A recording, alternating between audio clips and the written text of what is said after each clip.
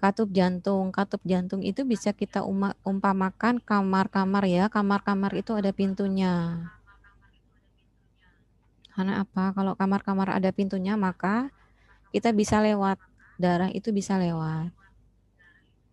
Nah, kalau ada pintunya, maka kalau pintunya dikunci, kita nggak bisa balik lagi. Nah, karena apa? Aliran darah itu hanya dari atrium ke ventrikel. Tidak boleh dari ventrikel ke atrium. Karena apa? Nggak boleh balik. Jadi satu arah, tetap satu arah. Dari atrium, jantung kanan ya. Dari atrium kanan ke ventrikel kanan. Jantung kiri dari atrium kiri juga ke ventrikel kiri. Jadi bukan dari, kalau dari kiri bukan dari ventrikel ke atrium kiri, tapi dari atrium, sama-sama semua dari atrium masuk ke ventrikel. Itu sudah dari ini ya, hukumnya seperti itu. Dari atrium ke ventrikel. Kalau ada dari paham aliran darah jantung, maka kalau ada pertanyaan apa, ada nanti masuk ke klinis ke penyakit, adik-adik bisa memahami kalau ini. Karena adik-adik paham dasarnya, fisiologinya. Ada yang tidak paham? Nah, katup jantung itu ada katup jantung, pintu jantung itu ada dua. Ada dua macam. Pintu antara atrium dan ventrikel, dan pintu ketika darah mau masuk paru-paru dan darah mau dikeluarkan tubuh.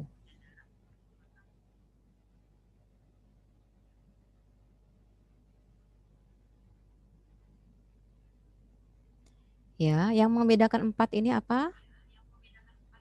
Adalah jumlah pintunya. Ada ini ya, katupnya ada trikuspida, ada bikuspidalis atau mitral. Ini adalah katup atrioventrikuler. Kalau ini adalah katup semilunar, katup pulmonal, dan katup aorta. Semuanya mempunyai 3 pintu. 1, 2, 3. 1, 2, 3. 3 daun pintu. 1, 2, 3. 1, 2, 3. Nah, hanya mitral atau bikus. Bi itu kan 2 ya. Trikus kan 3. Hanya mitral atau katup bikuspidalis yang mempunyai 2 daun pintu. Nah, kalau adik-adik tahu letak ini katup aorta, ini katup pulmonal, ini katup mitral, ini katup trikuspidas, maka adik-adik bisa memeriksa jantung, bisa mendengarkan bunyi jantung. Nah, ini ada nggak kebocoran di katup aorta? Ada nggak kebocoran di katup trikuspida? Nah, itu suara jantungnya nanti kalau adik-adik sudah masuk ke praktek bisa. Itu beda dibandingkan dengan normal. Aduh, mana tadi? Ya, jadi adik-adik harus paham. Oh, di atas ini letaknya katup aorta. Ini letaknya katup pulmonal. Ini letaknya katup trikuspidal. Ini letaknya katup mitral. Suara jantung itu, suara katup mitral yang bergerak akan terdengar di situ. Nah, ini ya Dik ya. Kita pelajari. Ini yang atas adalah atrium. Di sini adalah atrium. Ini adalah ventricle. Ini adalah ventricle. 4 ruang jantung. Ini ada sekat jantung. Nah, ini adalah katup trikuspidalis. Trikuspidalis itu antara atrium dan ventrikel kanan. Kalau bikuspidalis itu di sini, antara atrium kiri dan ventrikel kiri. Katup semilunar yaitu katup aorta ya di sini. Karena ini adalah aorta. Jadi pintu dari ventrikel kiri mau masuk ke aorta itu adalah katup aorta. Kalau katup pulmonal dari mana? Dari sini. Ini adalah arteri pulmonalis. Jangan lupa bahwa arteri pulmonalis itu biru, ini artinya apa? Darah kotor. Ini adalah darah bersih. Jadi arteri pulmonalis yang harusnya dia bawa darah bersih, tapi khas pada satu-satunya arteri yang membawa darah kotor. Itu adalah arteri pulmonalis. Anatomi jantung itu seperti ini, ya. Ini adalah namanya pembuluh vena. Pembuluh vena ini yang akan membawa darah dari seluruh tubuh. Ini yang bagian atas namanya adalah vena cava superior. Dia mau bawa darah dari mana? Dari tubuh bagian atas. Dari tubuh bagian atas setelah dipakai ya darah bersihnya berubah menjadi darah kotor akan kembali ke jantung melalui vena cava superior. Nah, sedangkan kalau di bawah dada ya, di bawah dada, di bawah jantung dari perut, kaki, maka darah kembali ke jantung melalui vena cava inferior. Itu. Jadi nanti dari atas, dari tubuh bawah masuk ke jantung ke atrium kanan. Darah kotor dari seluruh tubuh masuk ke atrium kanan. Kemudian kalau ini membuka, maka masuk ke ventrikel kanan. Darah dari ventrikel kanan tidak boleh balik ke atrium. Nah, dari sini mengalir kemana? Ke arteri pulmonalis, masuk ke mana? Paru-paru atau pulmo. Nah, nanti di paru-paru akan diproses darah yang banyak mengandung karbon dioksida, ya, diproses tuh di dalam paru-paru, dikeluarkan melalui nafas kita, dibuang melalui hembusan nafas kita. Kita kan tarik nafas ya, oksigennya itu yang ditarik. Nah, jadi darah dari seluruh tubuh kan kotor, masuk ke paru-paru. Ibaratnya sini paru-paru ya, ini paru-paru. Nah, darah yang banyak mengandung karbon dioksida dikeluarkan melalui nafas kita. Nah, kita tarik nafas, ada oksigen lah ya. Nah, oksigen ini yang akan dikembalikan ke mana? Ke atrium kiri. Nah, jadi darah dari paru-paru masuk ke atrium kiri itu sudah berwujud darah bersih atau yang banyak mengandung oksigen. Lewat mana dari paru-paru masuk ke atrium? Lewatnya vena pulmonalis. Ya. Dari atrium masuk lagi ke ventricle. Tidak boleh dari ventricle masuk ke atrium. Balik itu nggak boleh. Jadi harus satu arah. Atrium ventricle, atrium ventricle. Nah, sudah di ventricle maka dia akan masuk ke aorta, ya, aorta besar ini. Nah, keluar jantung, diedarkan ke seluruh tubuh. Ke jantung untuk menghidupi jantung juga pakai darah ini. Ke liver juga darah ini, pankreas, ginjal dan lainnya juga pakai darah ini. Ini adalah intinya ya di anatomi fisiologi jantung. Jadi adik-adik harus bisa memahami ini. Ada yang mau bertanya? Ada yang masih kurang paham?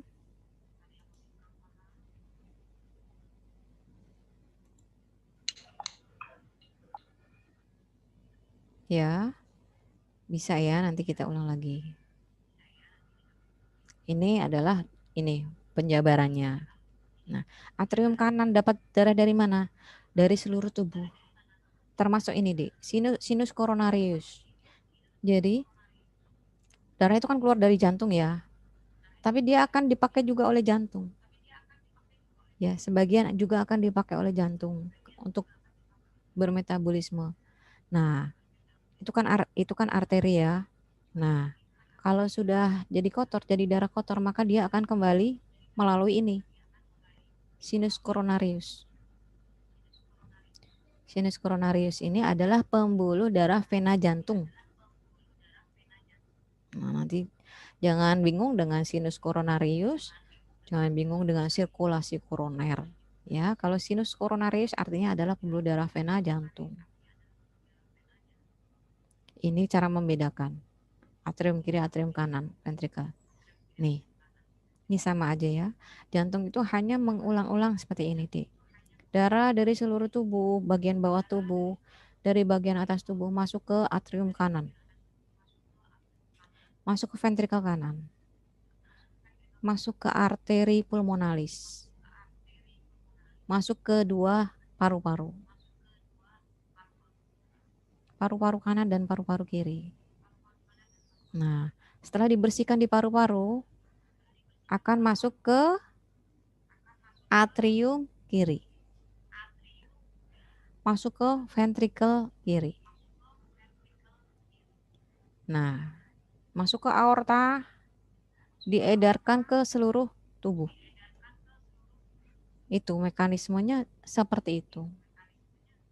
Jadi nanti akan ada yang namanya sirkulasi pulmonal, ada sirkulasi sistemik. Kalau sirkulasi pulmonal itu hanya antara aliran darah antara jantung dengan paru-paru. Itu namanya sirkulasi pulmonal. Kalau sirkulasi sistemik berarti apa? Berarti antara jantung dengan seluruh tubuh.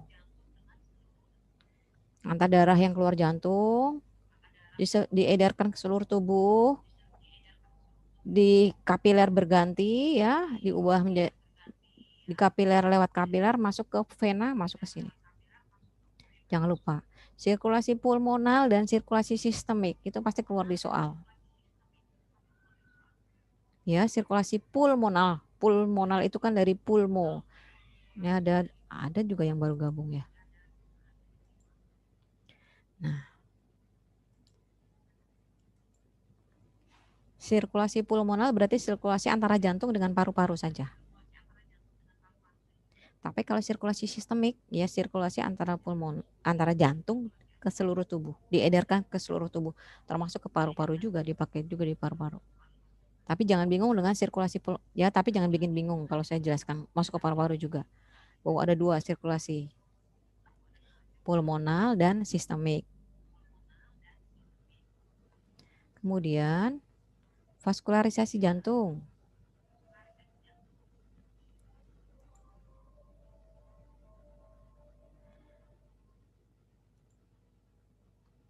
Vaskularisasi jantung artinya apa? Pembuluh darah yang ada di jantung. Pembuluh darah yang ada di jantung namanya adalah arteri koronaria. Makanya penyakit jantung koroner ya, Dek, dari nama arteri koronaria. Karena penyakit jantung koroner itu yang diserang adalah arteri koronaria. Makanya disebut penyakit jantung koroner. Arteri ininya kesumbat endapan lemak. Itu namanya penyakit jantung koroner. Nah, vaskularisasi jantung nanti kita lihat ya di gambar. Jangan lupa ya kalau ada pertanyaan vaskularisasi jantung atau sirkulasi koroner atau yang memvaskularisasi jantung adalah arteri koronaria. Nah, ini adalah vaskularisasi jantung. Dilihat ya, Dek ya. Ini adalah arteri kanan. Ini adalah arteri kiri. Ya. Arteri kanan akan bercabang menjadi ramus descendant. Descendant itu artinya ke bawah. Jadi bercabang, yang cabang-cabang ke bawah. Sirkumfleksa itu artinya melingkar. Jadi yang melingkar itu namanya adalah ramus sirkumfleksa. Kalau marginalis itu artinya tepi. Jadi di tepi-tepi jantung. Ya. Oh, ini arteri koroner sinistra ya. Ini arteri koroner sinistra. Ini yang sirkumfleksa itu ya pokoknya yang melingkar-lingkar. Marginalis yang pinggir-pinggir. Arteri koroner kiri memvaskularisasi, memberi darah di jantung kiri. Otot jantung kiri. Kalau arteri koronaria kanan ini ramusnya descendant dan marginalis. Dia tidak punya ramus sirkumfleksa, nggak ada yang melingkar-lingkar. Yang melingkar-lingkar itu hanya arteri koronaria kiri. Nah, kalau arteri koronaria kanan itu memberi makan atau memberi nutrisi jantung sebagian besar di sebelah kanan, ada sedikit di sebelah kiri. Ya. Nih ya, kanan sama kiri. Ini arteri koronaria. Kanan sama kiri cabangnya banyak. Nah, kalau adik-adik sering dengar operasi jantung dipasang ring, ya dipasangnya di sini di pembuluh darah ini. Jadi kalau ini tersumbat sama lemak, kalau ini ya di sini ada sumbatan lemak. Setelah lemaknya dihilangkan, pembuluh darah ini kan bisa kempes, nggak bisa melebar, tidak bisa membuka. Nah itu nanti yang akan dipasang ring di sini. Namanya ring berarti apa? Ya seperti cincin. Biar dia apa? Dia biar buka. Jadi darahnya bisa ngalir lagi dengan baik. Itu. Kateterisasi jantung artinya apa? Di kateter. Jadi dimasukkan pipa di sini, dimasukkan pipa ke pembuluh darah jantung untuk dilihat lewat kamera. Nah, itu namanya kateterisasi jantung. Kateterisasi memasukkan alat yang namanya kateter ke pembuluh darah jantung, kemudian kita lihat di kamera. Mana bagian mana yang buntu, bagian mana yang yang banyak lemaknya. Kalau pemasangan ring ya udah habis kateter, oh di sini yang kempes pembuluh darahnya nggak bisa melebar, itu dipasang ring. Ini ya deh yang namanya sinus coronarius. Ini kalau biru ya, sudah jelas kalau biru itu biasanya kalau di anatomi itu namanya vena, pembuluh darah vena. Ini adalah sinus coronarius, pembuluh darah vena yang besar. Jadi darah yang dikeluarkan jantung juga akan dipakai jantung juga untuk hidupnya jantung. Kalau sudah dipakai akan jadi darah kotor. Darah kotor akan masuk sinus coronarius. Nah, balik lagi ke atrium kanan, masuk ke atrium kanan, dibersihkan lagi di paru-paru, diedarkan lagi. Vena TBC itu ya yang kecil-kecil ini. Nah, kemudian persarafan. Saraf jantung itu bergerak sadar atau tidak sadar? Ada yang bisa jawab? Tidak sadar. Nah, kalau tidak sadar berarti dia sarafnya adalah apa? Saraf otomatis atau saraf otonom. Organ-organ yang kerjanya tidak sadar itu dipersarafi oleh saraf otonom. Jadi nanti kalau kita sudah habis ini kan ada pertemuan persarafan ya, saraf itu dibagi menjadi dua, sadar dan tidak sadar. Nah kalau jantung dipersarafi oleh saraf yang tidak sadar atau saraf otonom. Saraf otonom terdiri dari dua, simpatis dan parasimpatis. Ya, kalau simpatis dia akan ini nggak usah, simpatis dan parasimpatis. Kerjanya bagaimana kalau saraf bisa bentar nih. Kalau simpatis dia akan mempercepat irama jantung. Kalau parasimpatis dia akan memperlambat irama jantung. Jadi simpatis dan parasimpatis itu kerjanya berlawanan. Ya, saraf tidak sadar atau otonom dibagi menjadi dua, simpatis dan parasimpatis. Simpatis itu kerjanya meningkatkan, parasimpatis itu kerjanya menurunkan.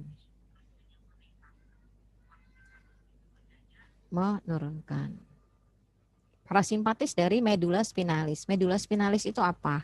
Tulang belakang. Sumsum tulang belakang itu medula spinalis. Kalau parasimpatis itu dari nervus vagus di medula oblongata. Medula oblongata. Besok kita akan pelajari di persarafan ya, apa itu medula spinalis, apa itu nervus vagus, apa itu medula oblongata. Nih ya, jadi saraf simpatis itu keluar dari ini. Sumsum tulang. Torak 2, setinggi torak 2 sampai torak 4. sampai torak 4. Sudah kemarin muskuloskeletal sudah di belajar torak ya, kosta 1 2 3 4 12 sudah.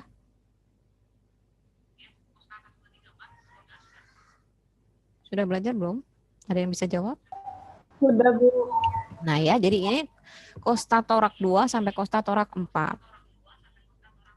Ini adalah saraf parasimpatis dari medula oblongata di bawah otak persis, di bawah tempurung, di bawah otak besar persis. Ya, oke. Sudah ya, lewati saja. Terus kita belajar tadi sudah ya. Sirkulasi pulmonal, sirkulasi sistemik, atau peredaran darah kecil ini dinamakan juga adalah peredaran darah paru-paru atau sirkulasi pulmonal. Peredaran darah besar berarti adalah peredaran darah sistemik. Darah kecil dari peredaran darah kecil ya, berarti dari jantung, paru-paru ya ke jantung lagi. Berarti dari mana mulainya? Dari ventrikel kanan ya, masuk ke arteri pulmonalis, masuk ke paru, masuk ke vena pulmonalis, masuk ke atrium kiri. Ya. Jadi keluar dari jantung kanan, masuk ke paru-paru, kembali ke jantung kiri. Itu adalah sirkulasi pulmonal atau paru-paru. Kalau sirkulasi sistemik dari ventrikel kiri ke seluruh tubuh, ya, kembali lagi ke vena cava, kembali lagi ke atrium. Tuh. Ini tadi sudah ya, darah yang kaya karbon dioksida, darah yang kaya oksigen. Ini ya, dipakai di ekstremitas bawah. Ini dipakai di ekstremitas atas. Atas masuk ke vena cava superior, dari bawah masuknya lewat vena cava inferior. Ini sama, sirkulasi pulmonal, sirkulasi ini ya. Masuk ke liver, hati, masuk ke perut dan usus, masuk ke ginjal, masuk ke kaki. Kaki kembali ke melalui vena femur, ginjal melalui vena renal, hati melalui vena hepar ya. Ya, ini semua kayak gini. Oke. Nah, sekarang kita ini yang lebih agak sulit.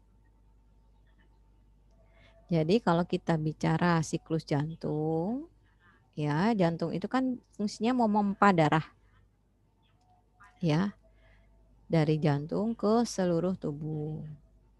Nah ini adalah yang bekerja adalah sistem kontraksi dan sistem konduksi. Yang membuat jantung itu bisa bergerak itu adalah sistem kontraksi otot jantung dan sistem konduksi. Konduksi itu atau aliran listrik jantung. Jadi dua ini, sistem kontraksi dan sistem konduksi yang akan membuat jantung itu bisa berdenyut. Fasenya apa? Fasenya yang itu tadi adik mau tanyakan ya, sistol dan diastol.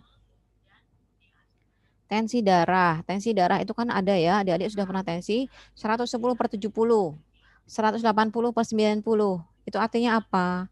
Yang atas itu adalah tekanan sistol, yang bawah itu adalah tekanan diastol. Nah, kalau sistol itu ngapain sih? Sistol itu adalah kontraksi ventrikel. Jadi tergantung ventrikel kanan apa ventrikel kiri. Kedua-duanya kontraksi. Berarti kalau ventrikel kontraksi mengeluarkan darah, maka dia akan ventrikel kanan kontraksi mengeluarkan darah kemana? Ke paru-paru. Kalau yang ini ventrikel, maka ventrikel kiri, maka dia akan kontraksi mengeluarkan darah untuk keluar jantung. Nah, itu kontraksi. Kalau dilatasi ventrikel atau tekanan diastol, berarti setelah dikeluarkan, maka dia akan melebar untuk diisi lagi. Ya. Jadi sistol adalah periode kontraksi dari ventrikel untuk memompa darah keluar dari ventrikel. Diastol adalah periode relaksasi dari ventrikel di mana terjadi pengisian darah. Ini dasar untuk memahami tekanan darah, tensi, penyakit-penyakit jantung, ini juga kayak gini. Harus paham apa itu sistol. Sistol itu artinya kontraksi, diastol itu artinya relaksasi. Ya. Ini apa nih? Sama, ini udah ya, sudah ya. Nanti dibaca lagi. Atrium relaksasi berarti darah masuk ke dalam atrium. Masuk ke atrium kanan, masuk ke atrium kiri. Nah, setelah atrium kontraksi, maka kalau atrium mendorong darah atau kontraksi, maka ventrikel relaksasi. Dia ventrikel membuka, melebar biar darah masuk ke ventrikel. Kalau ventrikel kontraksi, maka darah akan dari ventrikel kanan ya ke paru-paru. Kalau dari ventrikel kiri ya ke seluruh tubuh, ke aorta, ke seluruh tubuh. Itu ya. Kemudian itu adalah kontraksi jantung karena kontraksi otot. Ya, jadi jantung itu berdenyut bisa karena kontraksi otot dan bisa dari sistem aliran listrik. Nah, ini yang namanya sistem konduksi adalah sistem aliran listrik jantung. Ini sering saya tanyakan di soal sistem aliran listrik jantung itu ada namanya SA node, AV node, bundle His dan serabut Purkinje. Denyut jantung normalnya 60 sampai 100 kali per menit. Kalau denyut jantungnya lemah itu namanya bradikardi. Di bawah normal bradikardi. Kalau di atas 100 berarti namanya takikardi. Takikardi normal kalau kita olahraga otomatis detak jantungnya akan banyak. Emosi kalau kita marah detak jantungnya akan banyak. Tidur maka detak jantung kita akan melambat jadi bradikardi. Tergantung aktivitas kita. Kalau demam, panas jadi takikardi. Detak jantungnya bertambah karena apa? Jantung berusaha untuk mensuplai oksigen. Panas itu kan butuh banyak oksigen. Metabolismenya tinggi, butuh banyak oksigen. Maka jantung disuruh bekerja lebih cepat untuk bisa mensuplai oksigen. Ya. Nanti kita langsung ke gambar aja. Nah, itu tadi apa? SA node. SA itu dari sinus atrial.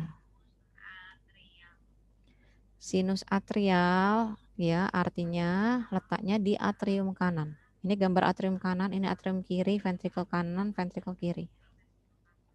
Di sini letak sinus atrial. Di sini pertama kali listrik itu muncul.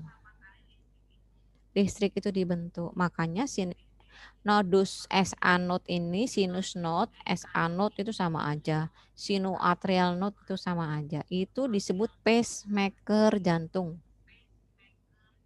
Ya, pacemaker. Yang pertama kali pace itu membuat ya. Pace itu membuat. Maker itu membuat ya. Pace itu aliran listrik. Jadi yang membuat aliran listrik pertama kali adalah sinus jantung. Ini SA node. Sering kali keluar di soal. Setelah timbul aliran listrik di sini maka akan disebarkan di seluruh dinding atrium listrik. Nah, setelah seluruh dinding atrium maka akan masuk ke AV node. Letaknya di mana? Di antara atrium dan ventrikel. Ini atrium, ini ventrikel. Ya. AV itu atrioventrikel, berarti di antara atrium dan ventrikel. Di sini. Aliran listrik masuk ke sini. Setelah masuk ke sini maka dia akan diteruskan ke bundle His. Bandel-bandel ini. Ada bandel kanan, ada bandel kiri. Ini dia terus yang terakhir adalah serabut Purkinje. Yang paling kecil-kecil adalah serabut Purkinje. Jadi aliran listrik dari SA node akan dialirkan ke atrium. Nah, atrium itu berkontraksi. Setelah itu masuk ke AV node. aliran listrik itu akan masuk ke ventricle sampai terakhir ke serabut Purkinje. Nah, ini ventricle ini jadi berkontraksi. Pada rekam jantung yang dinilai adalah ini aliran listriknya. Ya, kepada EKG yang dinilai ini. Kalau ini nggak ada, EKG-nya akan seperti apa? Kalau ini rusak, EKG-nya akan seperti apa? Kalau SA node rusak, EKG-nya akan seperti apa? Berbeda dengan kalau AV node rusak, EKG-nya akan seperti apa? Makanya kalau orang sakit dikira sakit jantung, periksa EKG kan? Nah itu fungsinya itu. Kalau misalnya di bandel kanan, nanti hasil EKG-nya akan berbeda juga. Kalau blok ya, namanya blok bundle branch. Kalau di sini di blok ya, misalnya ada di blok atau ada kerusakan di sini, maka hasil EKG-nya akan berbeda juga. Ini adalah aliran listrik jantung sama, ini sama. Ini sama SA node, AV node, bundle His, serabut Purkinje. Serabutnya yang kecil-kecil ke otot ventrikel itu ada serabut Purkinje. Sama. Nah, itu adalah aliran listrik jantung. Ya, sudah siklus, aliran listrik jantung, sistem konduksi, sistem kontraksi. Terus kita bunyi jantung.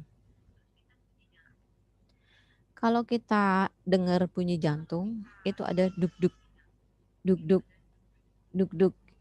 Nah, sebenarnya kalau duk-duk itu kalau kita ngomong, sebenarnya tuh kalau ini namanya adalah bunyi jantung pertama adalah loop, dup, loop, dup, loop, dup, loop, dup. Itu apa sih? Bunyi apa sih kok bisa loop, dup, loop, dup? Itu adalah bunyi menutupnya katup. Bunyi jantung pertama adalah menutupnya katup, mitral, dan trikuspidal. Bunyi jantung kedua adalah menutupnya katup aorta dan pulmonal. Ya.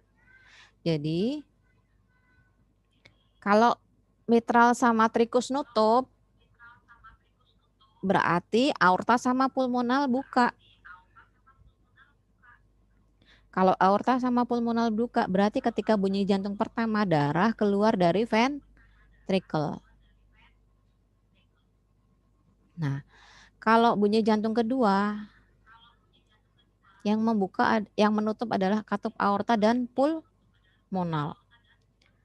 Berarti yang membuka adalah katup atrioventricle, katup trikus sama bikus. Ketika ini katup aortanya nutup, pulmonalnya nutup, maka darah dari atrium masuk ke ventricle. Jadi cuma dua, ventricle keluar, darah dari ventricle keluar, atau darah masuk ke ventricle. Bunyi jantung satu adalah menutupnya katup mitral trikuspidal, berarti darah keluar dari ventricle. Bunyi jantung kedua yang mau keluar-keluar ini ditutup. Nah, darah mengalir dari atrium ke ventricle. Adik-adik kalau bisa memahami ini bisa dengan mudah. Nanti patofisiologi jantung bisa dengan mudah memahami. Ini biar gampang ya, biar gampang ngapalin. Bunyi satu berarti katup AV yang nutup. AV itu apa? Trikuspidal dan bikus. Kalau bunyi jantung dua, katup aorta dan pulmonal yang nutup. Jadi diingat-ingat kayak kalau saya dulu ingatnya kayak gini bunyi jantung ini. Jadi nutup. Oh, kalau nutup berarti bisa kita logika. Berarti kalau nutup buka. Yang buka yang mana? Darah mengalir dari mana ke mana gitu kita bisa ada logika. Tapi kalau adik-adik hafalan mati, ini adalah ini bla bla bla, susah memahami anatomi fisiologi. Nih ya. Nutup berarti darahnya keluar dari jantung. Ini keluar dari ventrikel masuk ke sini. Kalau ini buka berarti darah masuk ke sini. Loop, dup, buka ya, katup menutup, katup membuka. kunci bunyi jantung di sini, ya.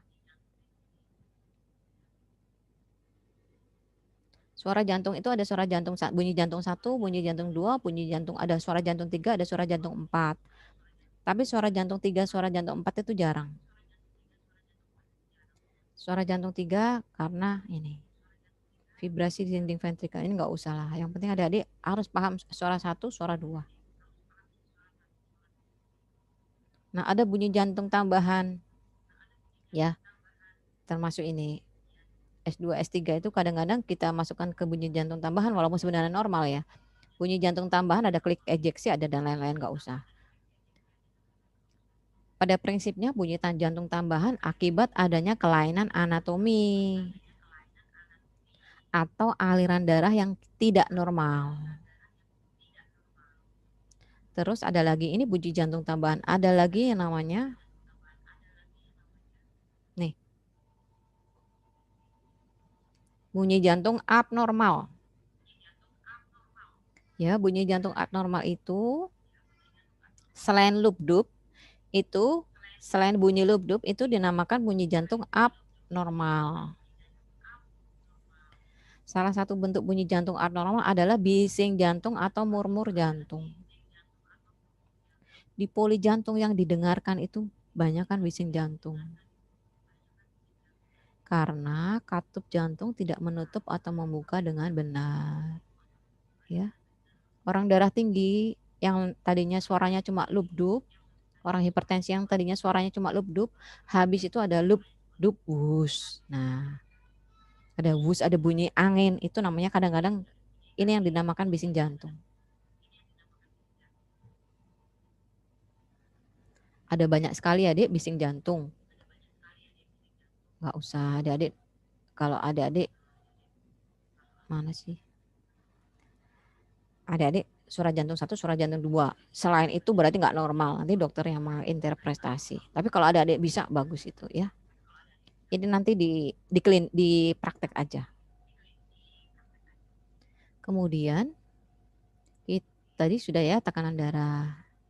Terus kita bicara denyut nadi. Denyut nadi itu adalah rambatan getaran dari denyut jantung.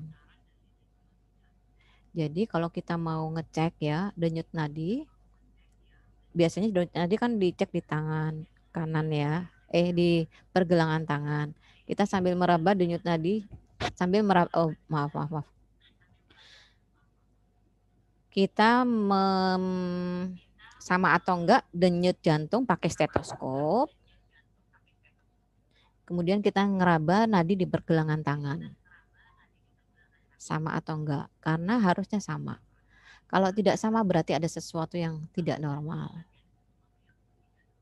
Ya, denyut sama aja, prosesnya semua sama aja. Denyut nadi itu adalah penjalaran dari getaran detak jantung. Jadi kalau denyut jantungnya tinggi, maka nadinya akan tinggi. Kalau kita metabolisme misalnya ya, organ itu kerjanya berat, maka dia butuh aliran darah, butuh darah yang banyak. Nah, dia akan menyebabkan kompensasi jantung. Nah, bentuknya apa? Akan mempercepat denyut jantungnya biar apa? Kalau cepat biar apa? Aliran darahnya akan semakin banyak yang sampai ke organ. Ini cara meriksa denyut nadi ya, bisa di arteri radialis. Ini adalah arteri, nanti kita lihat ya. Ini di pergelangan tangan ini adalah arteri radialis. Arteri brachialis itu di sini. Di dalam siku. Itu adik-adik raba aja. Nanti ada yang berdenyut. Itu adalah arteri brachialis. Kemudian arteri karotis itu di sini. Leher, ya. Kemudian di belakang lutut. Itu juga akan berdenyut. Itu adalah arteri poplitea. Kemudian di lipat paha. Ini adalah arteri femoralis. Ya, ingat ini adalah tulang femur. Jadi ini arterinya femoralis.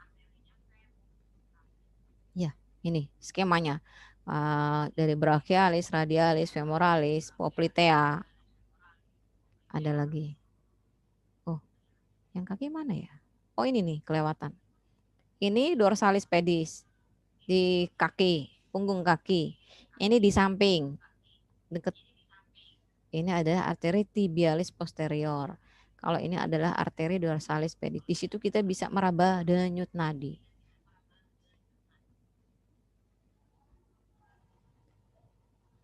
Gak usah. Denyut jantung rata-rata itu 60 sampai 100 kali per menit. Kalau olahragawan atau atlet dia sedikit denyutnya karena apa? Karena jantung atlet itu kuat sehingga tidak perlu bekerja keras untuk memompa darah ke seluruh tubuh. Jadi denyutnya dia sedikit karena otot jantungnya bagus. Tuh. Ini adalah ya, bentar. Mana tadi? Denyut jantung. Semakin kecil umurnya denyut jantungnya semakin tinggi. Ya, karena oksigen yang dibutuhkan semakin banyak. Ini dewasa. Nanti kalau lanjut usia berkurang juga. Karena itu ya. Kemudian jenis kelamin, yang faktor yang mempengaruhi denyut nadi. Perempuan itu lebih gampang hipertensi. Denyut nadinya lebih tinggi karena ada hormon estrogen. Kemudian kalau orang berat badannya banyak, obesitas lah ya, itu maka denyut nadinya akan juga banyak. Karena apa? Butuh oksigen yang banyak, butuh darah yang banyak. Biar apa? Biar metabolisme bagus. Ya. Fisik kalau kita lagi lari. Kalau fisik ya, itu juga akan meningkatkan frekuensi denyut jantung. Beda loh ya. Kalau atlet dalam kondisi istirahat, nadinya itu cuma sekitar 60. Tapi kalau atlet lagi lari, lagi beraktivitas fisik ya tetap frekuensi denyut jantungnya tetap tinggi. Rokok dan kafein. Rokok akan meningkatkan denyut nadi. Kafein akan meningkatkan denyut nadi. Makanya kalau kita habis minum kopi deg-degan. Nah, ini karena ini ya, sistem simpatisnya bekerja. Simpatis itu detak jantungnya.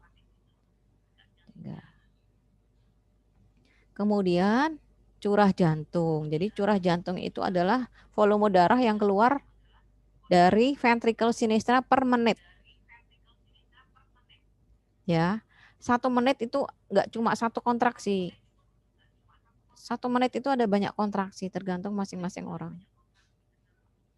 Ya, rata-rata 5 liter per menit. Satuannya adalah liter per menit. Rumusnya ini adalah ini. Curah jantung adalah cardiac output. Rumusnya adalah berapa detak jantungnya dalam 1 menit kali volume dalam 1 semprotan. Stroke volume itu volume sekuncup itu volume dalam 1 kontraksi. Dikalikan berapa banyak kontraksi dalam 1 menit itu namanya cardiac output. Dalam 1 semprot itu ini 70 cc ya, ini 70 cc. Ini stroke volume, ini heart rate-nya 70, berarti sekitar 5 liter per menit. Ya. Nah, ketika jantung kiri itu memompakan darah keluar jantung dari ventrikel kiri ya, mau dikeluarkan ke seluruh tubuh, itu enggak semuanya keluar. Tetap ada darah tersisa yang di ventrikel. Nah, kalau bentar ini kok masih ada ya.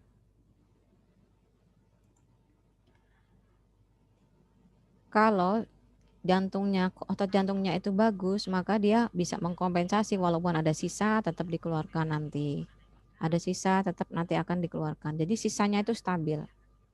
Tapi kalau otot jantungnya sudah rusak, Nah, ini yang namanya jadi sisanya tambah banyak, sisanya tambah banyak, sisanya tambah banyak. Yang akhirnya bikin apa? Gagal jantung karena jantung tidak bisa mengeluarkan darah. Itu hukum Frank Sterling ya. Nah, tekanan darah itu ada sistol dan diastol sudah ya. Sistol itu 90 normalnya, diastol itu 60 sampai 80. Sistol itu kontraksi, diastol itu relaksasi. Ini dikatakan mulai darah tinggi jika sistolnya di atas 140 ya, diastolnya di atas 90. Ini cara masang manset ya. Duduknya harus baik ya, kakinya harus rileks, tidur atau duduk. Terus ini adalah yang digital, ini adalah yang manual. Sekarang tidak boleh pakai tensimeter yang air raksa karena ini apa? Kita ini apa? Limbah air raksa yang tidak boleh. Kan kalau udah rusak air raksanya mau dikemanain kan jadi limbah. Makanya sekarang sudah tidak boleh pakai tensimeter air raksa. Padahal tensimeter air raksa itu sebenarnya yang paling valid untuk mengukur tensi. Ini digital, atasnya itu adalah sistol, diastol, ini adalah detak jantung, gambar heart, gambar love ini gambar detak jantung.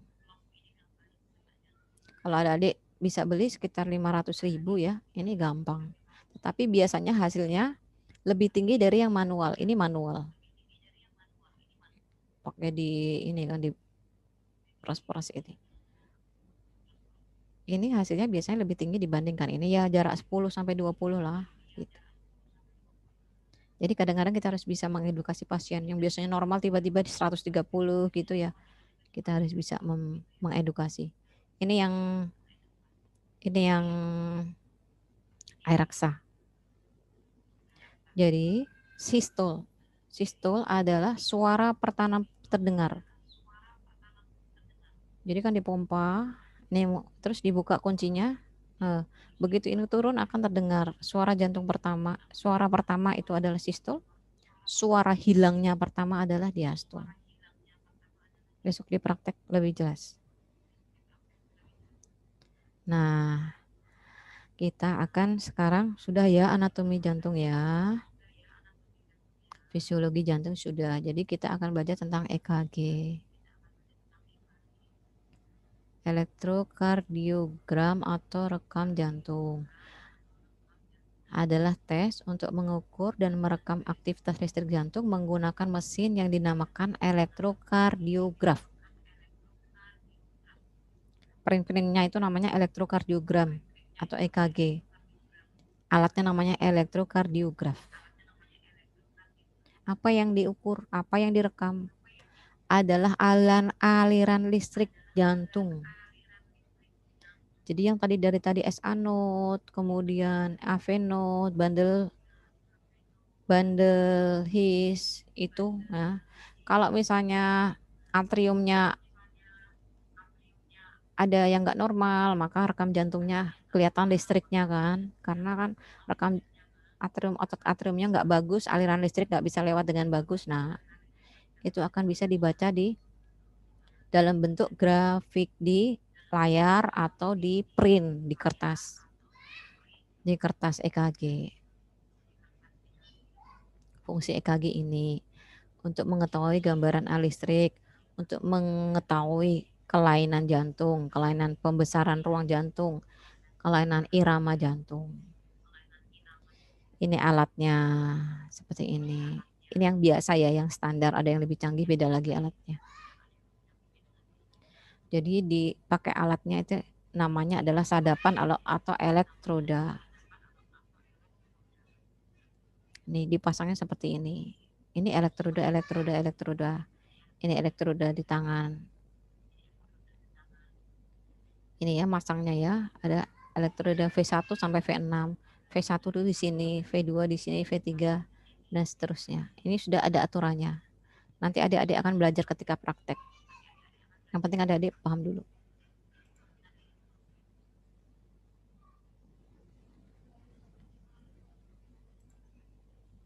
ya. Terus nih, ini adalah lokasi ya, lokasi pemasangan elektroda. Ini V6, V5 berarti dia akan memantau pergerakan jantung di bagian lateral atau samping. Nah, kalau V3, V4 itu akan mengetahui kondisi jantung di bagian depan. Kalau V1, V2 akan mengetahui kondisi jantung di bagian septum jantung. Ini udah ada ini lokasinya di mana, di SIC5 dan sebagainya. Nah ya, antara 1 dan 2 itu SIC1, antara 2 dan 3 itu SIC2, 3, 4 SIC3, 4, 5 SIC4. V4 di linea mid clavikular, V5 di linea anterior axilla, V6 di mid axilla, di tengah-tengah axilla, ditarik garis ke bawah. Sudah ada di kuliahnya Bu Hani. Ini masang elektrodanya. Nggak perlu takut, nggak perlu bingung, ada warnanya.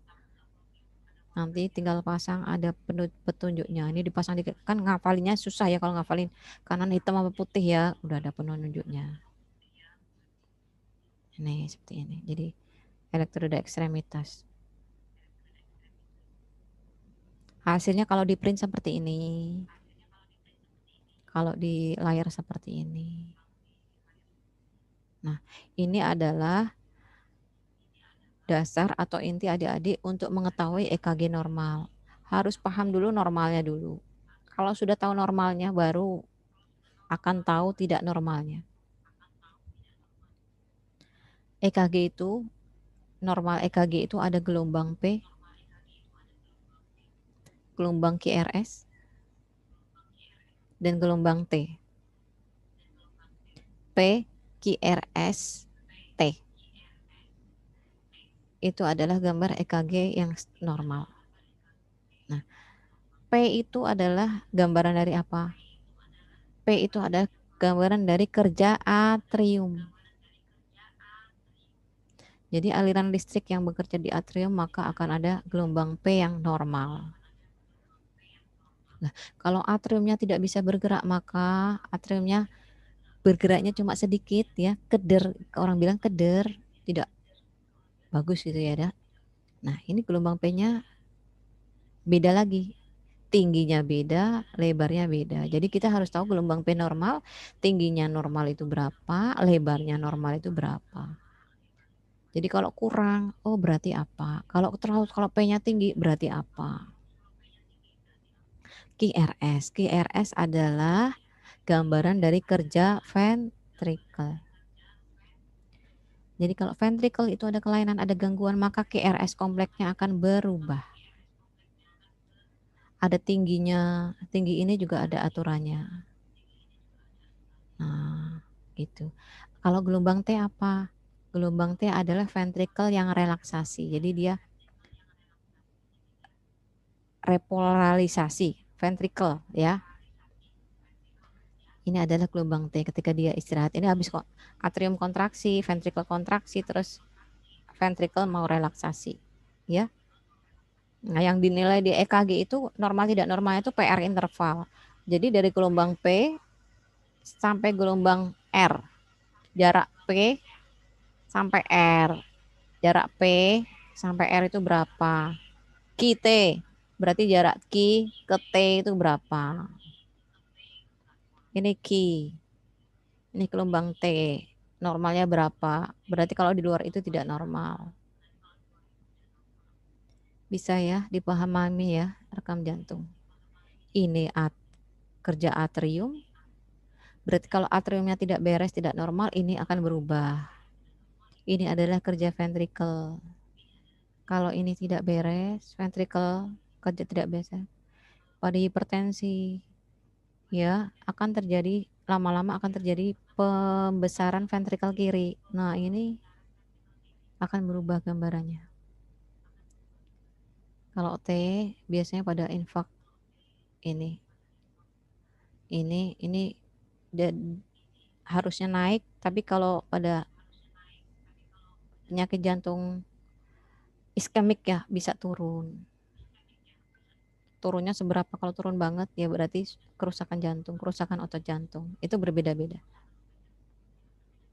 Ini ya, PR interval dari awal P sampai R. T dari Q sampai T. PR interval itu sudah ada berapa menit normalnya, T normal itu ada. Ini membutuhkan pelatihan sendiri deh untuk memahami EKG. Namanya pelatihan EKG.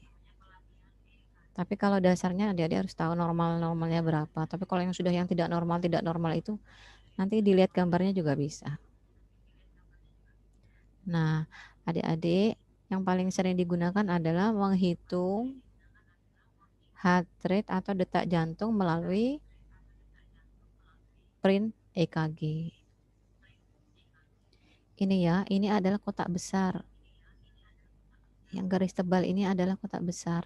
Di dalamnya ada kotak-kotak kecil.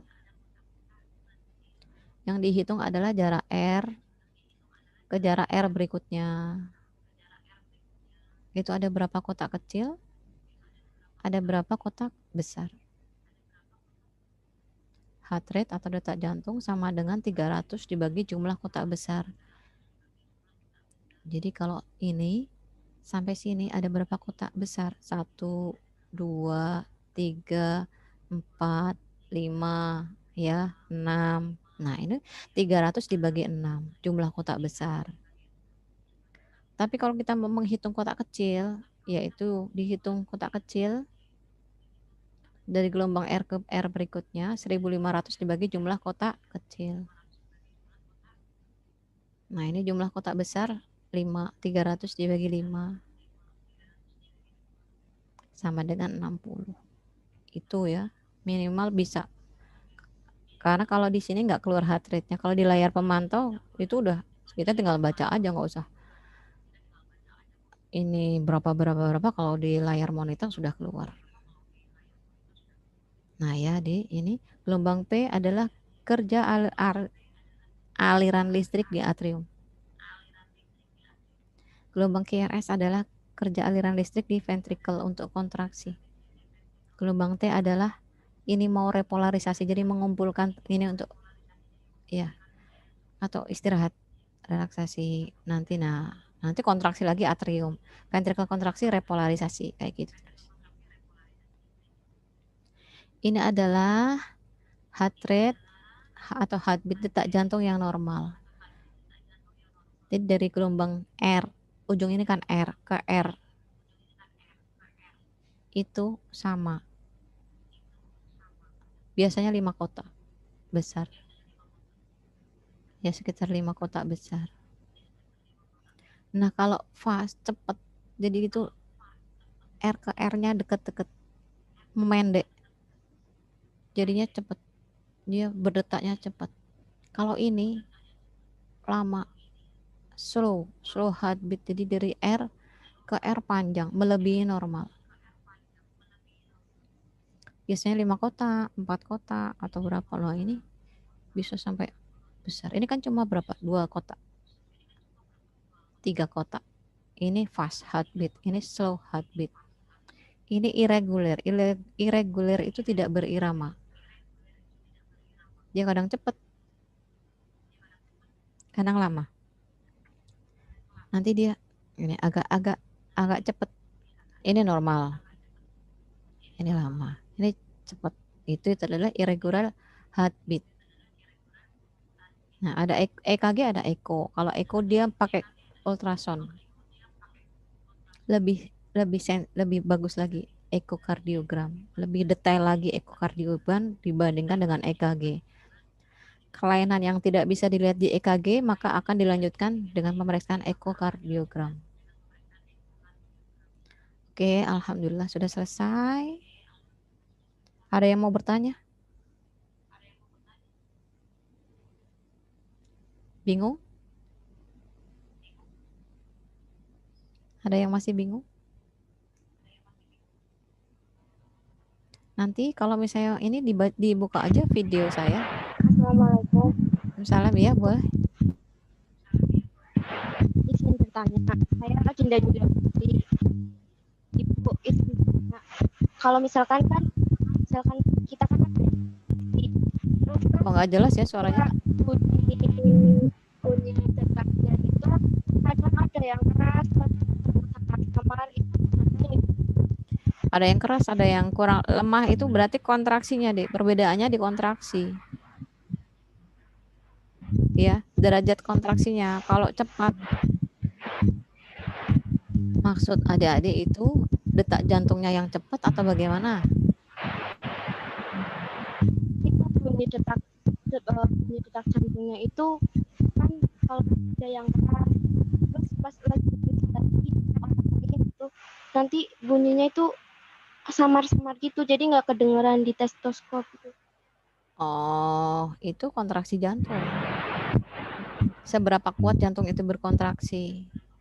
Kemudian seberapa tebal dinding orang itu. Kalau dia kurus, pakai stetoskop akan lebih jelas dibandingkan kalau orang itu gemuk. Itu bisa juga dari Ya, situ terima kasih. perbedaan. Oke, ada lagi?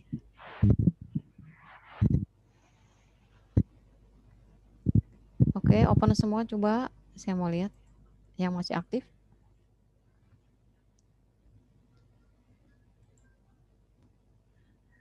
Oke. Oke.